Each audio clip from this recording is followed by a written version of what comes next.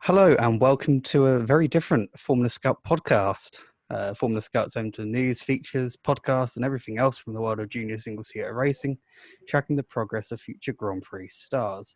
My name is Craig Woollard and I'm joined by Joshua Suttill today via video call for a change rather than audio call. And we are here to somewhat belatedly review the FIA Formula 3 season. The 2020 season was won this year by Oscar Piastri in what was a very fast and frenetic campaign, 9 race weekends within only 11 weeks. And there was plenty of action throughout the season. So we've decided to do it just a one-on-one chatty discussion sort of thing, as we were both actively speaking to a lot of the key drivers throughout the season. And we were able to catch the vast majority, if not all, of the races. So how we're going to do it is we're going to chronologically go through the season as it ran, and we'll be speaking about all of the big stories and the various teams at various points throughout. And then at the end, we will argue to the bitter death about who the top 10 drivers of the season were. And we've already established that we've got a few things that we disagree on.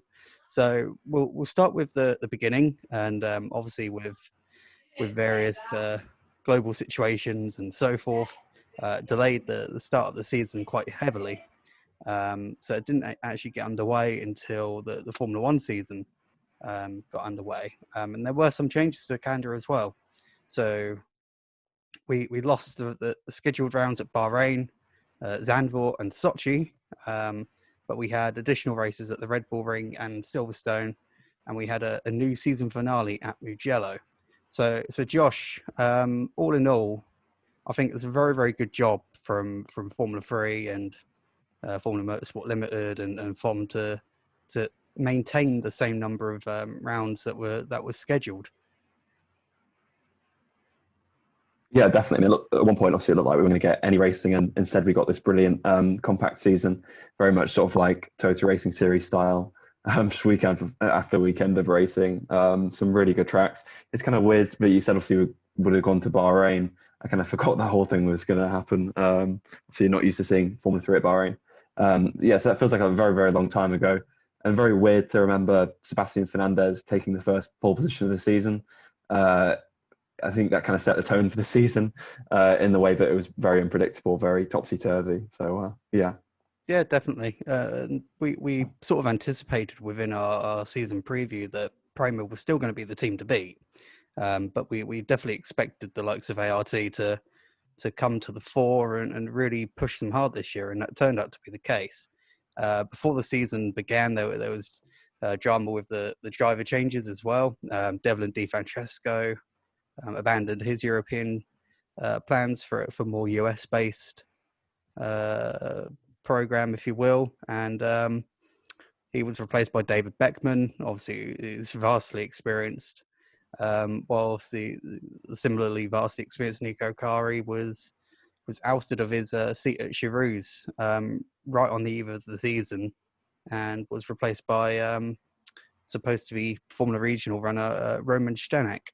So let's talk a bit about Charouz before we get into the meat of the season, if you will, because it was a very difficult campaign for the outfit. They only scored a handful of points, and looking at the drivers that they had through the year, you wouldn't put it down to the drivers themselves for the reason behind the poor form. Yeah, I mean, all 3 drivers who they signed for the 2020 season didn't make it to the end of the season. As you mentioned, Kari obviously didn't even make it to the first round. But yeah, I mean, all very, very talented drivers. Obviously, David Schumacher, Igor Fugger, coming from the Formula Regional Series, both really, really good there. The 2 best drivers outside of Prima in that season. And then they came to Formula 3, this year with a lot of promise, but unfortunately, it just, never really worked out for either of them. They were constantly at the back of the field, getting involved in incidents. In a 30-car field, it's just really, really hard to come through, especially when you don't have the car underneath you. So, yeah, I'm expecting a vastly different second season for all of the drivers, really. Look at someone like Zendelli, who was with them last year, or in 2018 rather. Sorry, he's with them in 2019, and then obviously had a much better 2020 with a new team. So, yeah, it's more kind of hope for the future for the drivers. But unfortunately for the team itself, not an ideal season. 5 points when you've got really, really good drivers like that. It's tough to see where they can sort of go from here. But very few highlights in a difficult season. Yeah, certainly. As you said, it's nigh on impossible to really to stand out in such a stacked field with so many cars. If you're with a team that might not necessarily be towards the front. So let's start off with the season, and as you said, we had a very surprising pole sitter for the very first race in Sebastian Fernandez, but it unravelled very, very quickly for him as he was eliminated at the first corner of the first race in contact with our eventual champion Oscar Piastri. The damage sustained by Piastri was not enough to put him out of the race, and he came through to win on debut, which is a good run for the young Australian. He led home Logan Sargent for his first Formula 3 podium, whilst Alex Peroni made a return to the podium on his return after his horrible accident at Monza last year. So after that point, did you think that, oh boy, here we go again, it's going to be another Prima walkover? Yeah, definitely. I mean, it was it was very, very odd because obviously we had that mixed up qualifying, and then by the end of the race we had a Prima 1-2. So it was weird to see, especially with the contact that Piastri had, and he managed to survive that and win the race. From then I really thought that Piastri would have control of the championship, or that Prima would. But obviously that's not how it transpired at all. The Fernandez incident, obviously, I think was a marker for the rest of the season. He is brilliant to watch, but unfortunately just so many incidents, so many sort of 0 to 0 moments for Fernandez throughout the season. Very entertaining to watch, but that was the true mark of the season. But fortunately, the Prima 1-2 was quite a rare occurrence this year. Yeah, certainly. And in the reverse grid race, it was a victory for Liam Lawson, who really had to make a statement in this season after missing out on the TRS title. He won home. He won ahead of Richard Verschoring, Clement Novalak. So a couple of fresh faces on the podium there as well. So let's talk a little bit about Campos, because they had sort of quite a bit of a mixed bag this year. Peroni, I thought, was outstanding at times with a team that wasn't necessarily expected to be regularly challenging for top tens, yet he notched up a podium or two, and was regularly in the top half in qualifying, and was often running in the race as well.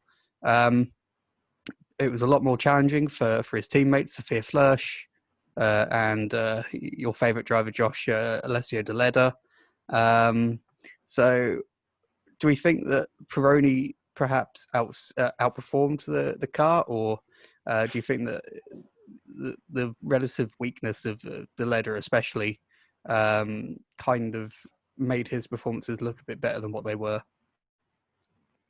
I think it's just very hard to know. I mean, you look at the qualifying performances or qualifying averages. You've got Peroni, who was 11th on average. You had Flörsch, who was 24th, and then De Leda, who was 29th. So it is really, really hard to sort of compare Peroni's performances to the other two drivers who struggled. De Leda's struggles obviously were not surprising. I think probably a lot of people were disappointed with Flörsch's performances because I think people were probably expecting a little bit more, but obviously that's not what transpired. We saw her testing with, I think it was Carlin, wasn't it, in the postseason test? So maybe she'll be back for another year. But yeah, Peroni was impressive, especially from the off. Seemed like his sort of first half season was a little bit stronger.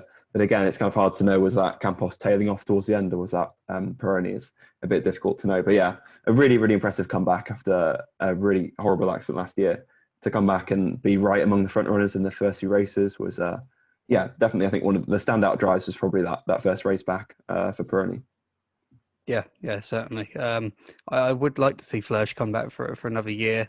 And I'd personally like to see Peroni possibly step up to Formula 2 if he's able to get the budget behind him. But let's move on to Austria 2, which was, well, a bit wet, weren't it? So to credit to all of the drivers, I thought they drove impeccably in that particular wet race, which was abandoned partway through. half points were awarded, and it was victory for Frederick Vesti, who I thought drove incredibly well in such dismal conditions, whilst it was a couple of experienced runners, Lirim Zendelli and David Beckman, who rounded off the podium for Trident. So that was certainly quite an eventful race, and the reverse grid race on the Sunday was no less dramatic, if you will, as Jake Hughes and Liam Lawson came to blows. Now, what this did was allowed Théo Pourchaire, who is someone who will be mentioning a fair bit more as we go through, to come through and take the record for the youngest winner in GP3/FIA F3 from Mitch Evans, of all people. So Pourchaire said that his performances in the first half of the year were a little bit scrappy. He had too many incidents and so forth. But looking back, do you think that the drives that he put in early on really laid down the foundations for what would become an eventual title challenge that just about fell short? Yeah, definitely. I mean, look at the first Red Bull Ring weekend versus the second one. See, the first one he was all at sea, pretty much nowhere. But then by the second one, obviously, he was amongst the front runners. You know, was he lucky to inherit the win? Obviously, after the leaders crash, well, of course. But also, you know, he got himself into that position where he was the one that was capitalising.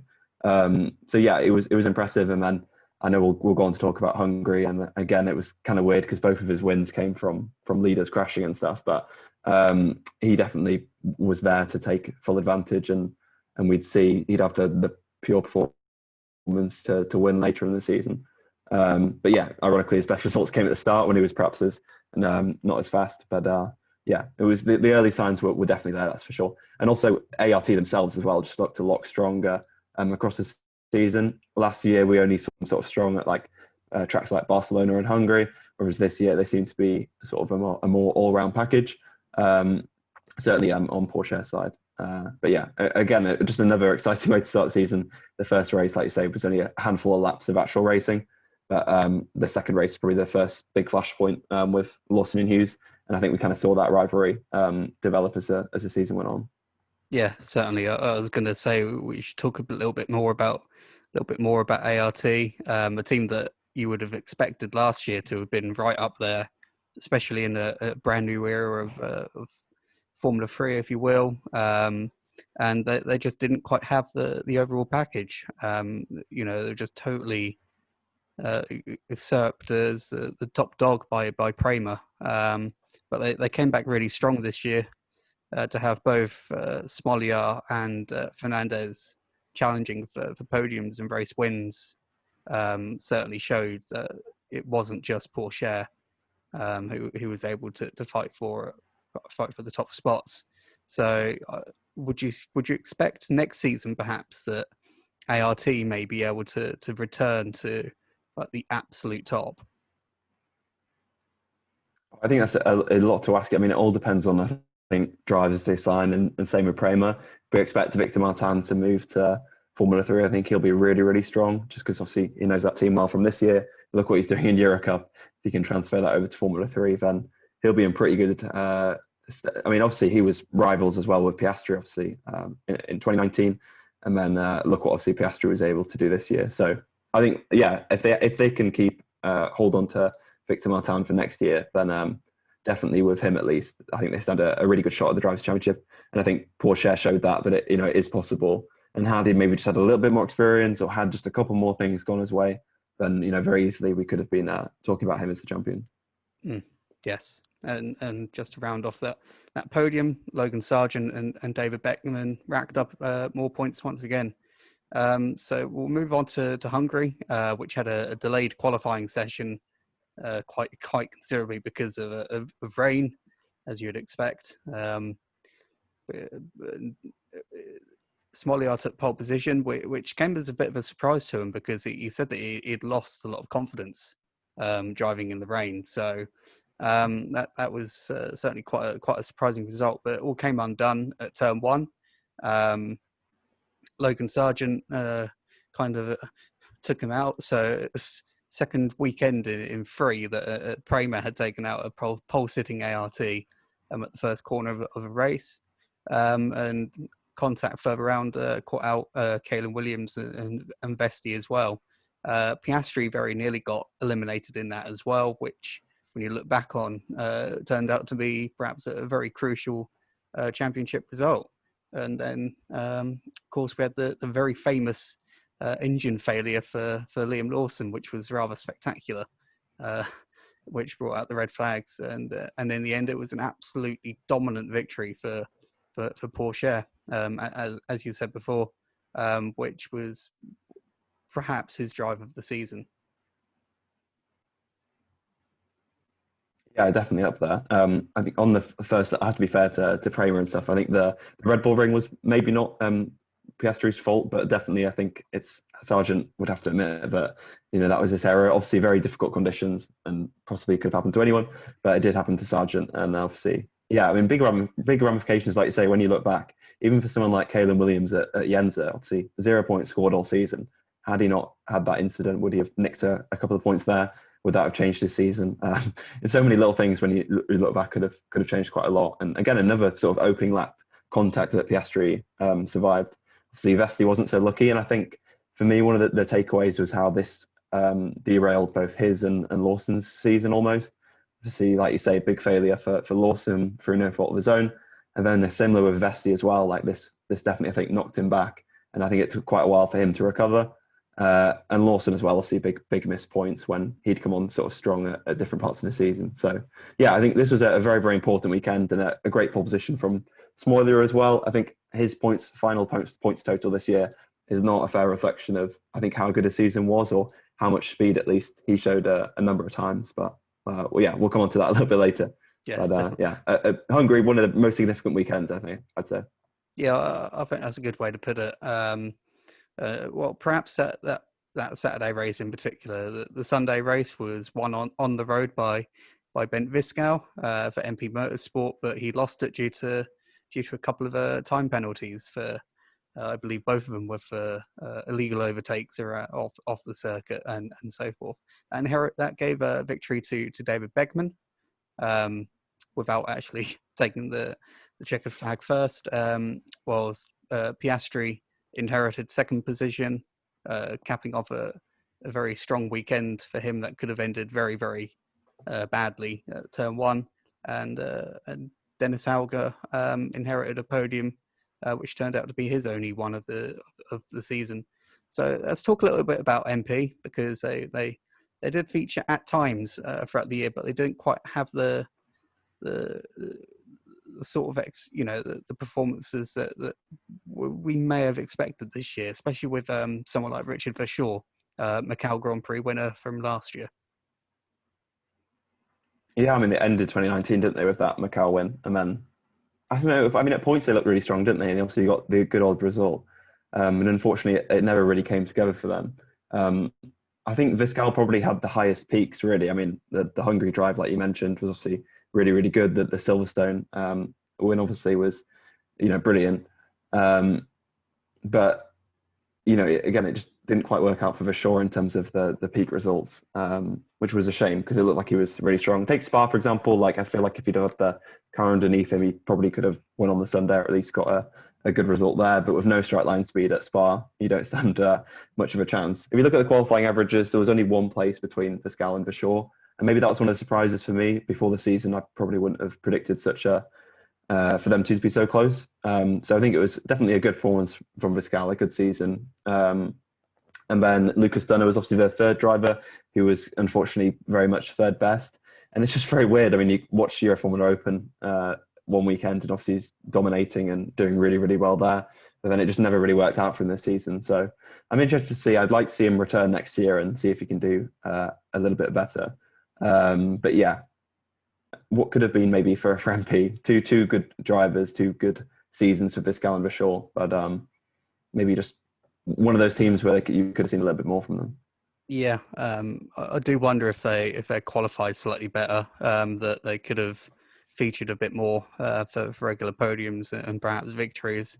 but it just didn't quite happen for them. And with Dunner, I do wonder whether he struggled to get to grips with the nuances of the car and the tyres. I know that any category that has the Pirelli tyres, very, very difficult to get to grips with. So sometimes if you don't get to grips with it immediately, you do need a second season before things start to click into place. So hopefully Dunner does return, and he could well do so off the back of a really strong Euro Formula campaign, where he's in a championship battle with the FIA. So there were the first driver changes mid-season came after that, as Inam Ahmed left his seat at Carlin, and we had a somewhat surprising single-seater returnee in Ben Barnicoat, who sports car ace now, and he made a return for the Silverstone rounds. It was Logan Sargent who clinched his first pole position, going from P4 to P3 to P2 to P1 in qualifying. But it was a very crashy race at Silverstone, and it was Liam Lawson who came out on top, which was a very important result for him to bounce back after what was a miserable weekend at Hungary with two spectacular engine failures. And Smolyar took the win on the road in the reverse grid race at Silverstone, but he was penalised for weaving. And we had discussion about this at the time, I believe, on a previous podcast. But that was a very contentious penalty to be awarded. So once again, Beckman won a race without actually crossing the finish line first. So that's just sort of a testament to Beckman, I think, about how stealthy he was. He was just able to pick up results despite not necessarily always being in the position to get those top spots, if you will. Yeah, I mean, you could call it lucky, couldn't you? Or you could call it very opportunistic, either one, or very consistent. Zendelli actually just edged Beckman on the qualifying average positions. And I feel like, again, a bit like Viscal and Vachor, Zendelli would maybe have the higher peaks, but, his poles positions at Mugello and Spa especially. But Beckman was just more consistent, got more of the results. They were probably actually quite evenly matched throughout the season, but Beckman just tended to get more out of the season. Yeah, so very funny that both obviously his wins didn't actually come on the road, but both from penalties. And yeah, on Silverstone, I mean, when Lawson won and beat both the Primas, I thought, here we go, maybe he'll be a title contender. Showed very, very well against Piastri in wheel-to-wheel combat. But unfortunately, that was probably the biggest pure performance we saw from him. And unfortunately, in a feature race, we didn't really see that again all season. Yeah, definitely. It does seem like things didn't always line up for in qualifying, and sometimes things unravelled for him in the races as well. We've already touched on Beckman and Zendelli. They're two very, very experienced heads there, but Trident obviously had a third car, like all the teams did, and it was a rather challenging campaign for Ollie Caldwell. Yeah, definitely. I think Trident themselves seem to sort of become arguably the second best team. I think you can make an argument for, at least pretty close with ART. They'd probably jumped Hitech already this year in terms of their performance, especially at some tracks. They look to be the sort of strongest team. And Caldwell would occasionally show well, but I think he got 4 or 5 points finishes. Didn't quite make it onto the podium. So yeah, difficult year for him, but it was always going to be quite difficult. Zendelli's pretty experienced, Beckman's pretty experienced, Caldwell obviously not so much. So yeah, I mean, he tested with ART and he's got decent backing, so don't be surprised if we see him back next year with another top team and possibly a bit of a better performance, because I think for Augusta F2 he'll definitely have to have a really, really strong 2021, because on the basis of this year and last year, obviously in Formula Regional with Prima, wasn't quite good enough. So yeah, work to be done for next year for Caldwell. Mm-hmm. Yep, and I thought Beckman in particular did really well, considering he was not expecting to race in FIA 3 this year, and it was a strong campaign from Zendelli as well. It wasn't necessarily as highlighted as others, but I thought he came came on really, really strong towards the end of the season, as you mentioned, with those 2 poles. And obviously he took a win later in the year as well, which we'll come to. But yeah, I'm not sure where things go for both Beckman and Zendelli from here. But you'd have to say that another year in this level seems a little bit unlikely at this point. You'd have to say that it might be time for both of them to start thinking about opportunities elsewhere, further up the ladder, sideways in the ladder, different categories altogether. But yeah, I want to know what you think about that. Yeah, I mean, again, it's those kind of not mid-grid Formula, but they're not quite the cream of the crop in Formula 3, but they're certainly very good and they're very quick on the day. So Zendelli's a German Formula 4 champion, so it's obviously not too bad. And Beckman obviously came into Formula 4 really, really young, and Formula 3 as well, really, really young. So he's been around this sort of level for quite a while, but then he joined really early, so it's kind of a different situation to someone like Jake Hughes. So I hope to see them both move up to Formula 2, but I don't think it's that likely. And if they do, most of the top seats are probably taken. There's so much competition for next year, so much backing and money flying around. I'm not sure if they'll be able to secure a top Formula 2 seat. So I suspect that at least one of them might look at moving into GTs or something different. Mm-hmm. Yeah, totally agree. Moving back to the action, Logan Sargent went back-to-back in qualifying at Silverstone, asserting himself as the series top qualifier, and he converted it into his first victory. But it was an absolutely difficult. Well, it was a very difficult weekend for Piastri, having issues in qualifying, and result, just picking up whatever points he could muster. And the reverse grid race, we had one of the best races I can recall in GP3, FIA Formula 3. Absolute fantastic race between Viscal and Zendelli, which went right to the last corner, and we didn't know who was going to be on top right until the checkered flag. So I thought it was an absolutely cracking fight. And Sargent got involved in a collision with Cameron Daz, and we also had Ben Barnicoat on pole for in one of the more surprising reverse grid pole sitters we've had. So let's talk a little bit about Carlin's season, because we did have drivers in and out. It was a very difficult season for Cameron Daz. Clement Novelak had a very up and down season, which kind of is a little bit different to his title-winning British Formula 3 campaign.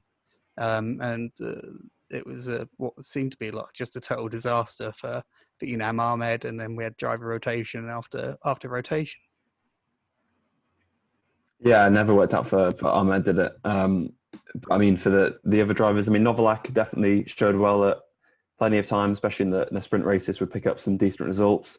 But also got involved in some quite bad collisions as well, sort of later in the year, some big points missed. Schumacher was taken out of, I think it was Monza, when he was probably on for quite a good result. So again, a few missed opportunities there, but they did pick up some good scraps. I think as a team, they clearly have taken a big step forward from a really woeful 2019, which is good to see. It's obviously Carlin, a really good team. We want to see them at the front, and they took, I think, quite a big step, which was good to see. We'll see who they run for next year. I think that Novelak is probably going to be a snap. I think he tested for Trident and will probably be sort of, I think, on the shopping list, I think, for some of those teams like HWA, Trident. I think they try and sign someone like Novelak, because I think he probably was the most impressive Carlin driver this season. Cameron Daz, again, didn't really work out for him. I think he's possibly will move on now, or carry on another year in Euro Formula Open, maybe. I'm not quite sure. But yeah, certainly for me, Novelak seemed to be the star there. And Barnicoat, obviously, a great cameo role, just like in Euro Formula Open. Of all the things in 2020, probably that was one of the most surprising, which, says something. But he made a single-seater return. So, yeah. Yeah, and Leonardo Pulcini made a cameo appearance for him at Barcelona as well, which we'll cover next. Change in philosophy for HWA mid-season benefited Jake Hughes, who beat Sargent to the win there. While Liam Lawson picked up a handy number of points ahead of Sargent, who slipped back, was a crucial restart mistake for Piastri. Dropped him down the order, and more issues for Vesti, who at this point we'd effectively ruled out of the championship hunt after some rather middling performances at Silverstone. In the reverse grid race, Piastri absolutely launched off the grid and pulled some mega overtakes on the first lap to take what turned out to be a pretty important win, I think. And Pironi picked up another podium, and we had Matteo Nannini, nephew of former Formula One star Alessandro, rounding off the podium in what was Jenzer's strongest result of the season. Yeah, their only good result, to even say, which would be correct. Yeah, that was definitely where they shine strongest. Matteo Nannini, I think, clearly the best of that lineup. I think he's got a lot of potential. Obviously, very, very young. He's been thrust up the ladder quite early, perhaps maybe a little bit too soon, but seems to go really well at Barcelona. Was really quick in the postseason test there as well. So, yeah, Nannini definitely Jenzer's brightest star, and this is where they shone brightest. I think this was definitely where it became a 2-horse race, or at least, well, it actually expanded obviously a bit later on, but this where it felt like it was going to be a 2-horse race between Piastri and Sargent. Yeah, opening lap of the season, probably for Piastri in the sprint race. And like you said, I think that was definitely very, very crucial. Sargent, we see beaten from pole position again, which was a shame because obviously in the first Silverstone race, he was obviously beaten by Lawson. And then in the next one, he did really well and then won. So I thought the trend's going to continue. But then unfortunately, again, he was beaten here by Jake Hughes in Barcelona. So yeah, Sargent maybe will regret this one, but it was pretty hard fought from Hughes, using all his experience, using, as you mentioned, that change in velocity that propelled him and HWA back to the front. So yeah, again, this weekend was like a false marker perhaps that it was going to be Piastri versus Sargent, but perhaps the first sign that actually they were going to be outshone over the next few rounds, and actually it would be a few other drivers who would sort of be getting the wins and the supreme pace, even if the focus on Piastri and Sargent continued in terms of the title fight. I think other drivers from this moment on, perhaps starting with Hughes on the Saturday, started to show that they were perhaps the quickest towards the end of the season. Yeah, certainly. You do have to wonder whether at this point both Piastri and Sargent were both thinking championship every single weekend. I know it's something that Piastri mentioned in the champions press conference, that he was just eyeing up, picking up the results as and when he needed to, and then as he was in the lead, he was like, okay, I can consolidate a sixth place, I can consolidate a fifth place. But when he slipped behind, he was like, right, I need to get to that podium. So I wonder whether there was a little bit too much tripping over each other between the pair of them that allow, well, in a hypothetical sense, rather than literally tripping over each other, that allowed others to waltz in and take some of the spoils. So let's touch on the other two Jenzer drivers quickly as well, because as mentioned, it was very, very difficult for them to really shine. And Nannini's podium came on what was perhaps the hardest track to overtake on this year. Yeah, that's a good point. And obviously, again, benefiting from the top 10 this year being reversed, which obviously was one of the biggest rule changes pre-season. Perhaps Nannini, the biggest beneficiary of that, because probably would have not been on a podium without it. And like I said before, Williams obviously was good in a couple of rounds, but both rounds he was knocked out or made a mistake. So that's where the big points went begging for him. And unfortunately, Malvestiti, Craig, I can't really tell you anything about, because I honestly do not remember anything happening to Malvestiti all season. Maybe he ended up in the gravel a couple of times, but unfortunately just went missing, which is so easy to do in a 30-car field, because he's been decent in some other races that I've seen him in Formula 4. But yeah, this year just went completely missing. Yeah, it is like really, very easy to just go missing in a 30-car field. Whereas if you do the same sort of performance in a 12-car field, for example, you're going to be knocking up 5th place, 6th place, and people think, okay, that's not too bad. So that it is difficult for someone like Malvestiti and Jenzer. I think they'll be the first to admit that they're not a front-running team. They wouldn't expect to be challenging for points every single round. So you can put in the drive of your life with a team like that, finish 15th, and nobody will notice. So it is really, really challenging. So I think it would be nice to see more from Malvestiti next season, especially, and Nannini as well. I think he had a really, really it was really the bright spark for the team this year. So hopefully he can move up the grid for next year and maybe put on a campaign to challenge for race wins and maybe even the title. So we had a little bit of a break, say a little bit, like a week gap between between Barcelona and Spa. We had numerous driver changes. We had Schumacher joining Carlin, obviously leaving Charouz. His spot was taken by Mikhail Belov. Flörsch had sports car commitments, which meant we had a cameo from Euro Formula star Andreas Essner. And Max Futrell left Hitech and was replaced by Pierre-Louis Chauvet. So let's talk a little bit about Hitech in general this season, because Futrell was a driver that we expected a lot of this year, but it just did not work out for him one bit, and left the team and the series mid-season. So what do we expect to see in the future from Futrell? Do we think that his single-seater career could be finished, could be done for the time being? Do we think that leaving the team when he did was a good idea? And what do we make about Hitech in general? Because a lot of much like last year, it was one driver really that stood out for them.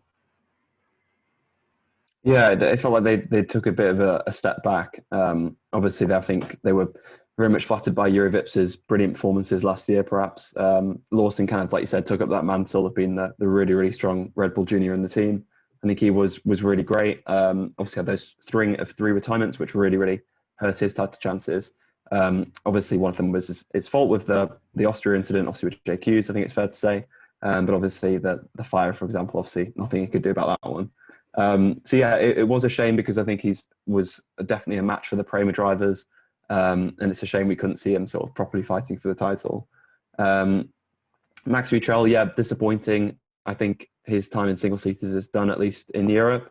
I mean, when you've had 1 year with ART and then one with Hitech, and it hasn't worked out for you, it's probably never going to work out for you in Formula 3 and I think on the F1 support bill. So I think I'd like to see him either move into GTs or perhaps try his hand in America or something like that. And Dennis Hauger, to the Irish accent for some reason.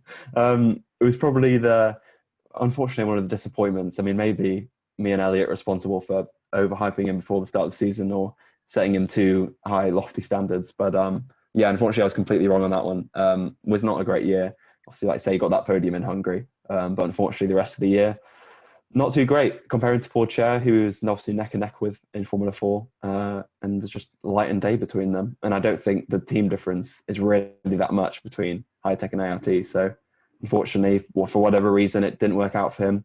I'm sure it'll be a lot stronger, especially if he joins Prima next year. He'll have a much, much better year.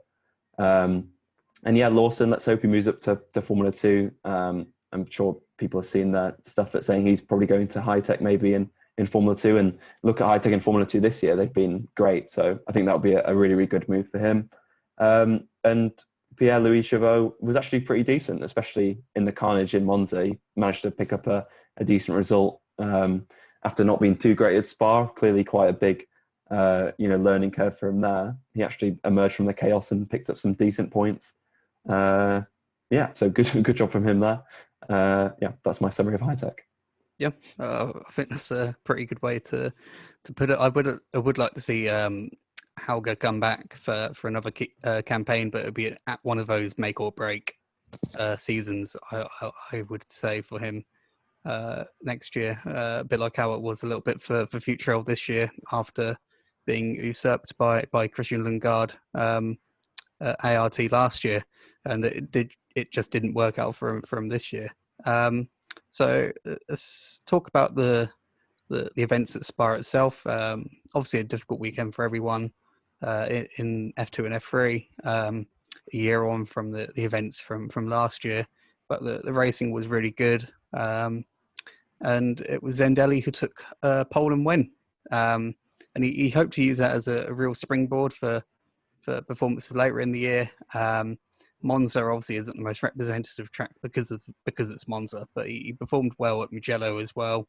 And it was Pourchaire and Beckman who rounded off the podium. So not a Prima in sight.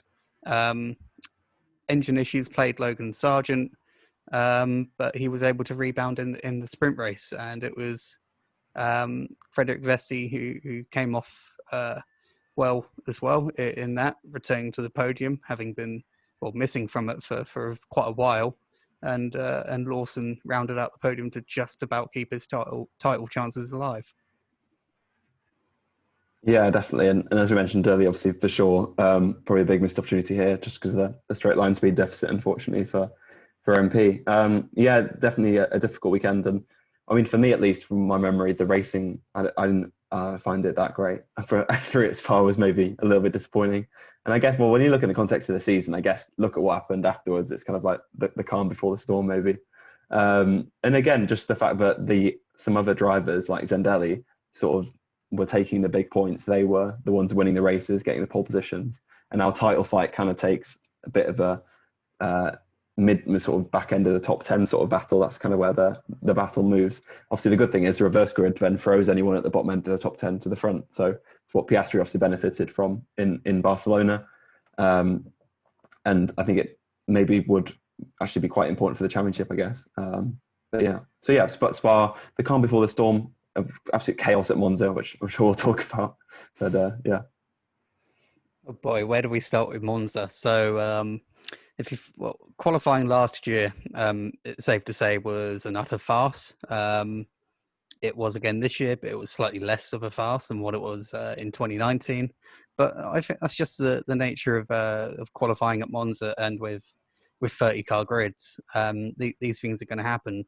And I think it's up to the FIA to really sort of find a reasonable solution that works without, deciding to go for some sort of boring super pole format or some weird stuff like that.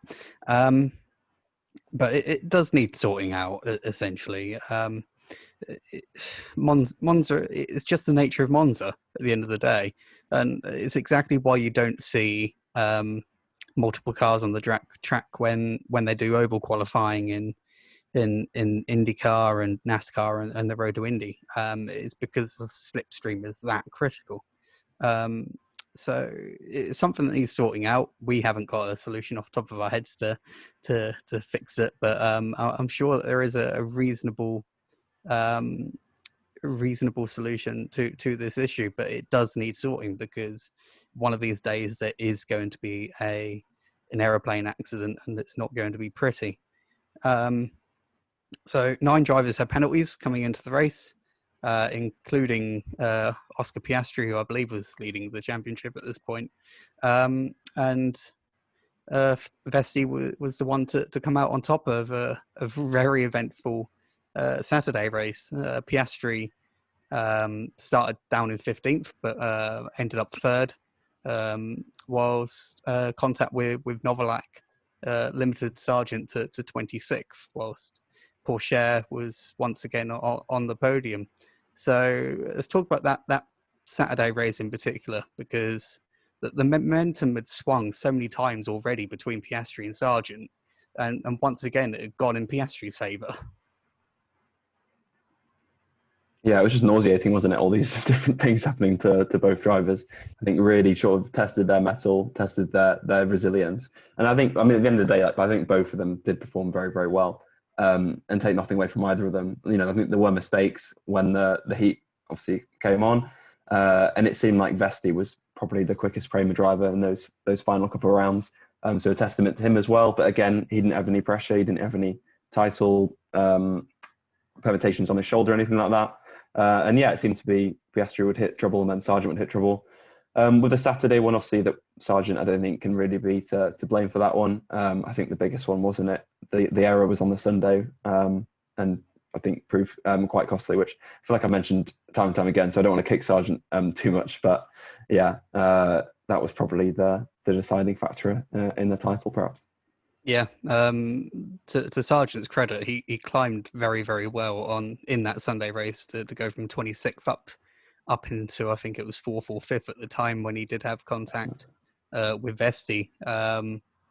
But it was Hughes, Pourchaire, and Smollier who benefited from everything going on behind. Lawson was initially on the podium, but was later penalised.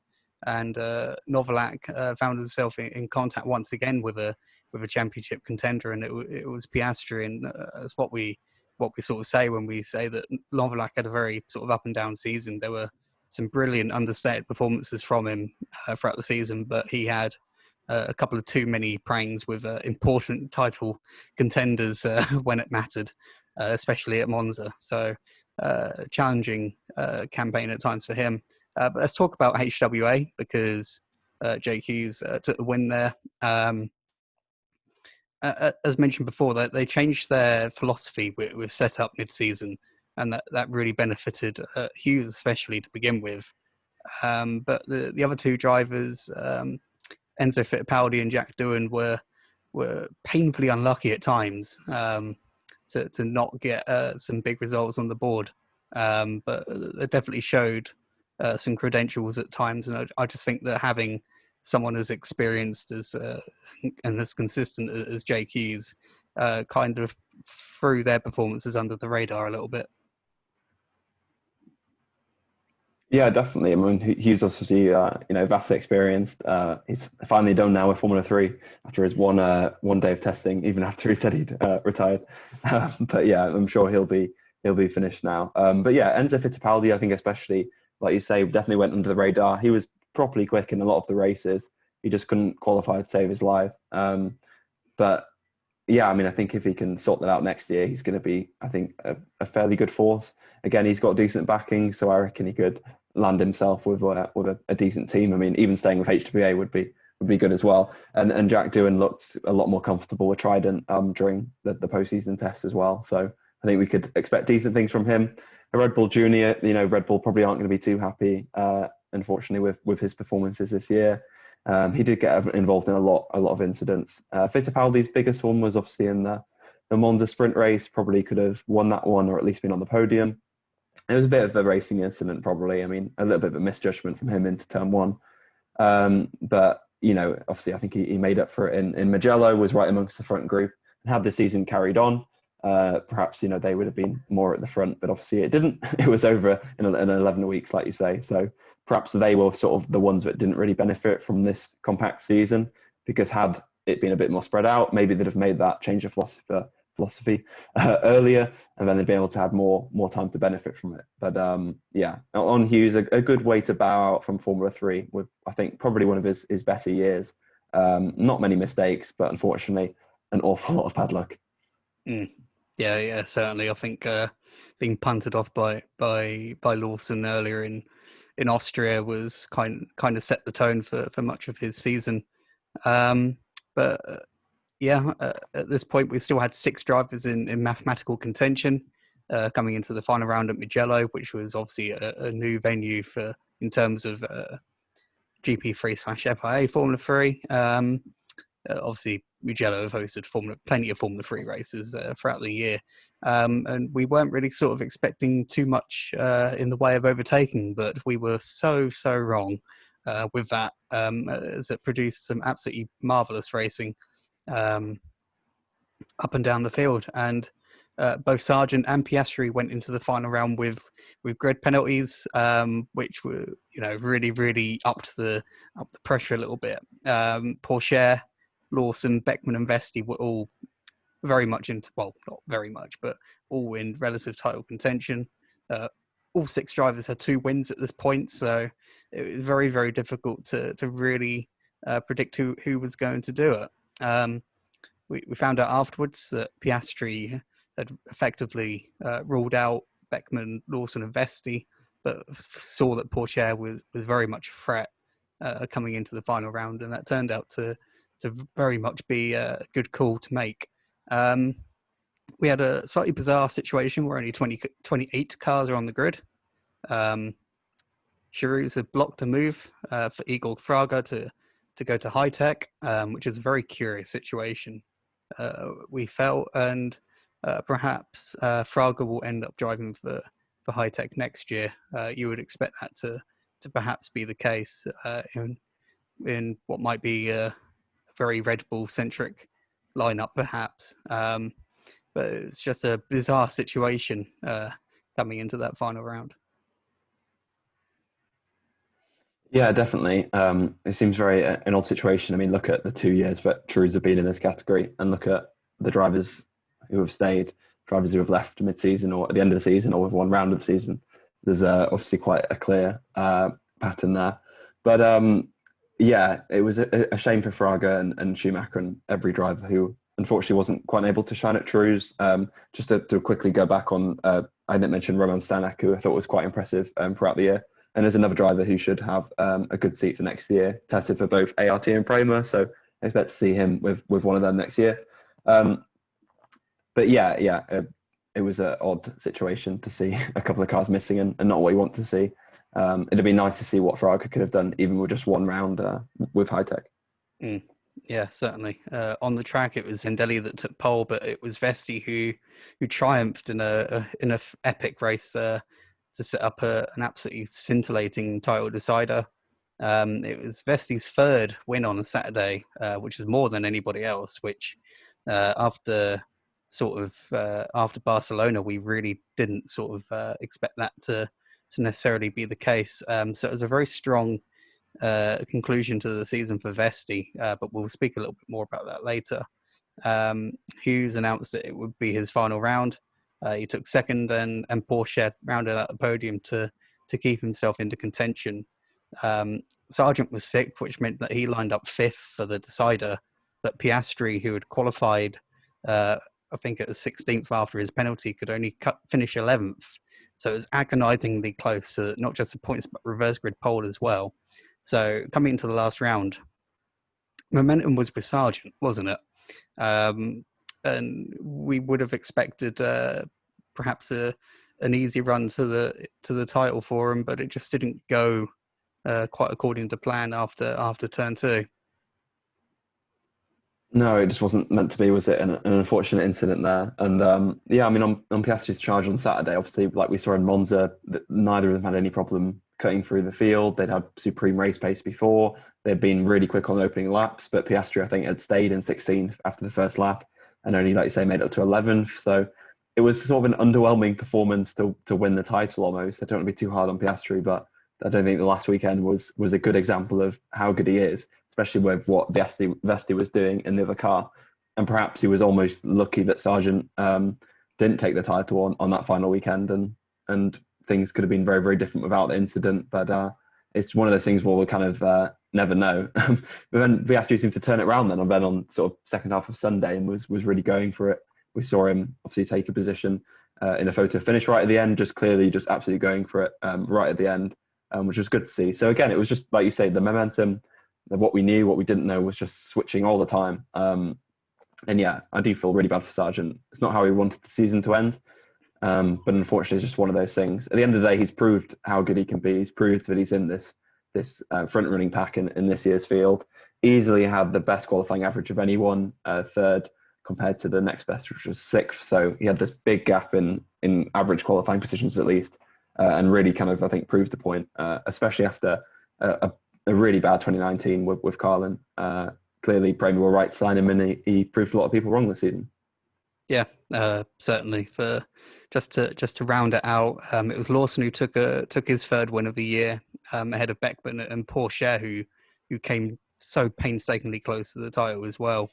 As we said, the momentum swung between Piastri and Sargent so many times through the season, but at one point, Pourchaire had the momentum in his court, and it was only that late charge from Piastri that sealed the title for him. So Pourchaire's got a really strong future ahead of him, doesn't he? Yeah, definitely. I mean, look at his drive in Monza where he went off and then just recovered and was just making pole positions. So impressive. absolutely, really quick, and what a thrilling finish to the season. I was thinking after Spa, maybe this will be a bit of a letdown, a bit underwhelming, just sort of Piastri and Sargent, and who will make the less mistakes. But actually, Pourchaire made it really, really exciting and brought the sort of best and worst out of Piastri and Sargent, I feel like, and really, really pushed them. It's always, it's just whatever championship, it's always good to have drivers from different teams fighting for the championship. And it made the intra-team Prima battle even more exciting. So, yeah, credit for Pourchaire for making it interesting. And I guess credit then for Piastri and Sargent for not sealing it earlier and making some mistakes to give us what was a fantastic end to the season. Those last two rounds I thought were absolutely brilliant. Like you said, Craig, we expected at Monza for good racing, but Mugello did not expect that. So, yeah, full credit to all the drivers and to Monza and Mugello for providing a brilliant end to the season. If Mugello comes back next year on the calendar, I think we would all be more than happy with that. So let's talk about the Prima trio. I think to round off this segment, it was a very, very strong end to the season for Vesti, but he just came a little bit short in the end. As mentioned before, 3 Saturday wins, which is a really, really strong campaign when you look at it in that regard. But it was that mid-season slump where he just didn't quite have the luck. He didn't quite have the confidence when it came to wheel-to-wheel combat, especially at Silverstone, bizarrely, that really derailed any chance of him taking the title. Yeah, definitely. And I mean, maybe we're quick to point out, obviously, he was the champion of the Formula Regional Series where he didn't have to do too much overtaking. And perhaps you can make the argument that did cost him in the first half of the year. But by the end, his racecraft, I think, was pretty good. He was mixing it with the likes of Lawson and Hughes, two of the best, probably some of the best racecraft in the field. Like you said, got 3 Saturday wins. So it was really, really good. I don't think he'll feel too hard done by the bad luck because, as you mentioned, he made some of his own mistakes. He was a little bit sheepish. So he's probably one not really ruining the mistakes because at the end of the day, he finished the season as one of the top guys. He skipped the postseason test. So does that mean he's going to Formula 2, Craig? Who knows? What do you think? What do you think for Vesti next year? Do you think he should stay for another year or move up? That's a tricky one. I do wonder whether, because he's got the momentum with him, logically you would say that the right thing to do is to step up. But it's just a case of finding the right seat, having the backing to get that seat. We don't know how the current situation is going to affect how quickly seats are going to fill up for next season. We don't know what is going to happen with winter series and so forth, which kind of does sway a little bit of decision making for upcoming championships in an international level. I would like to see Vesti move up to Formula 2. It's definitely got the credentials to do pretty well there, but it does need to be with the right package, I think, and it's just a case of whether that right package is available. We still don't know exactly how many people, if any, are going to step up from Formula 2 to Formula 1 next season, who's going to dart off to GT racing, who's going to dart off to the States and so forth. So it's way too early to tell, especially with the strange nature of the situation that we find ourselves in. As you mentioned, I thought Sargent was really, really strong this year. Bit of a surprise package for some. But his qualifying was absolutely incredible. I thought he only had 1 or 2 weekends where he just wasn't quite there.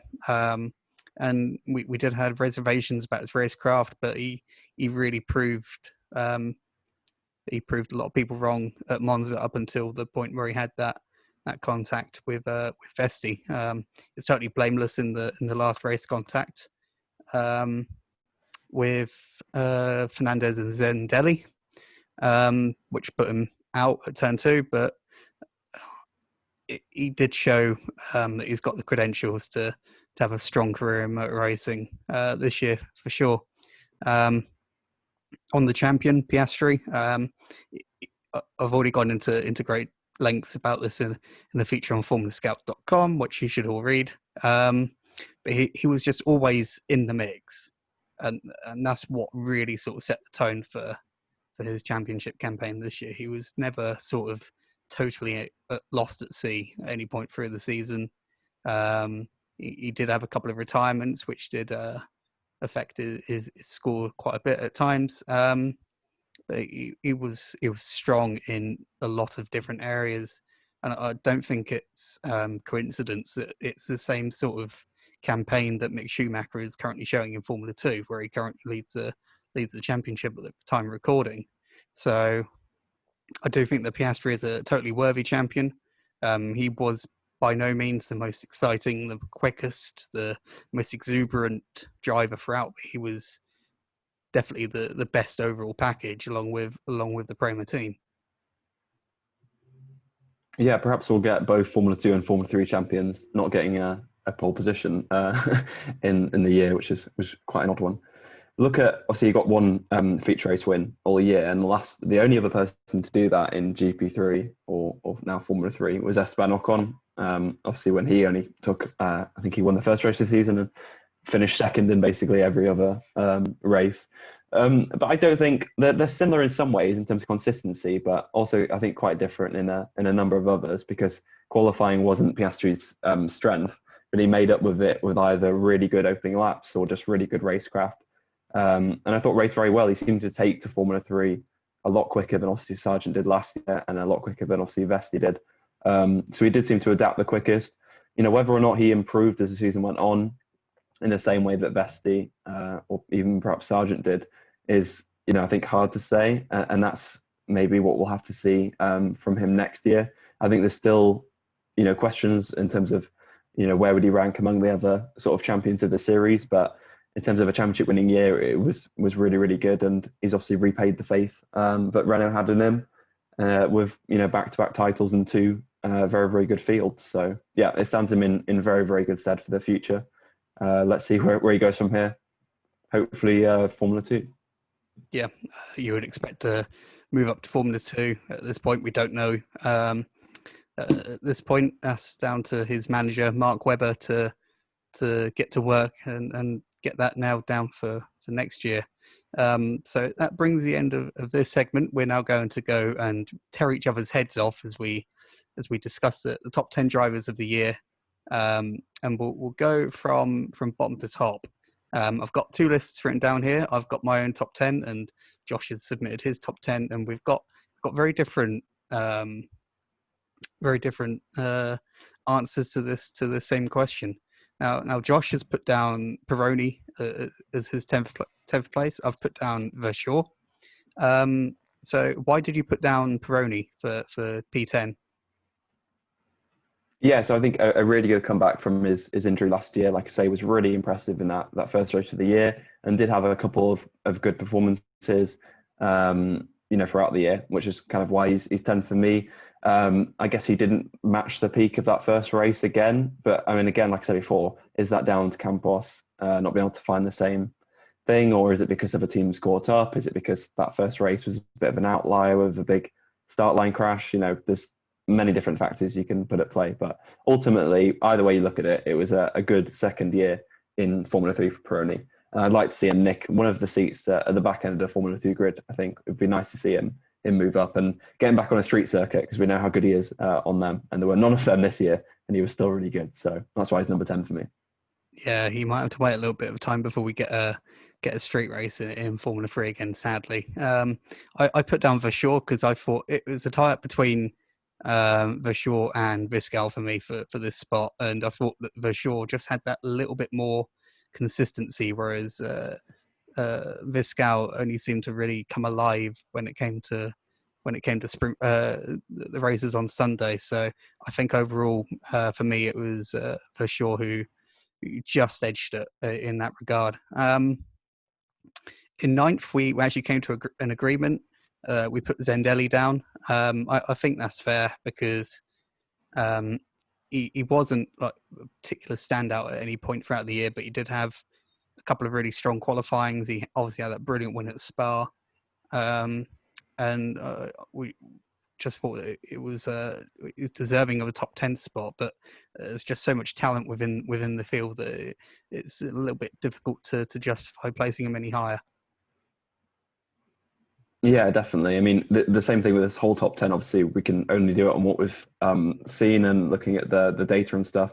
Obviously, the obviously the people on the broadcast, what the races we watch are obviously going to be people at the front. So the people back, obviously, we sometimes never even see what happens for them, or there's very little information other than looking at the time. So it can be hard to rank them, especially like take the Charouz drivers, for example. These, of course, all could have been in the top 10 had they been in a different circumstance with a different team. But obviously they're not, so we can only go with what we've got. So yeah, Zendelli was good. I've just downmarked him for not winning the Silverstone race, which I still think he should have won against Viscal. And just outside my top 10, I had Pourchaire and Viscal as well. So yeah, pretty similar on that one as well. Just Pourchaire had that little bit of edge on Viscal. Mm-hmm. Now, in 8th place, you've put Smolia.